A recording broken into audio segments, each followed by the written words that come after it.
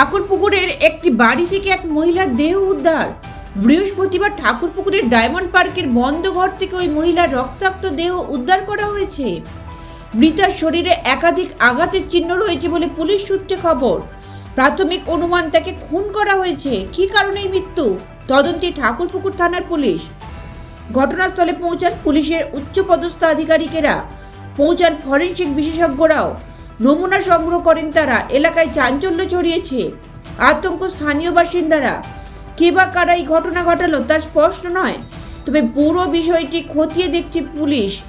স্থানীয়দের কথায় ঠাকুরপুকুরের ওই এলাকায় আগে এরকম ঘটনা ঘটেনি। মৃতার স্বামী কোথায় তা তারা জানেন না বলেও জানান। যেখানে মার্ডার হয়েছে তার আগে আমরা জানি না কিছু।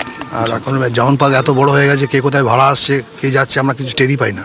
আগে যেমন সবাই চিনতো, সেটা এখন আর নেই। না, যিনি রেন্টে এসেছেন তো না, ওনাকে কী করেছেন উনি তো মানবিক হলেও সম্ভবত শুনলাম যেটা। আর সবচেয়ে বড় কথা, এখানে তো কেউ কারোর মানে এতে থাকে না। আমাদের গ্রামের বাড়িতে যেগুলো হয়, ওর বাড়িতে কেউ এলে জানতে পারি, আমাদের বাড়িতে, কিন্তু এখানে তো সেসব হয়। হ্যাঁ, সেটাই তো, মানে অ্যাকচুয়ালি আমার লাইফে তো এরকম দেখিনি কেউ মানে মার্ডার হয়েছে। এগুলো সাধারণত সিনেমা বা এতেই দেখেছি। তো এরকম পাশের বাড়িতে এরকম মার্ডার হয়েছে, এই কথাটা শুনে তো অবশ্যই একটু আতঙ্ক লাগবে।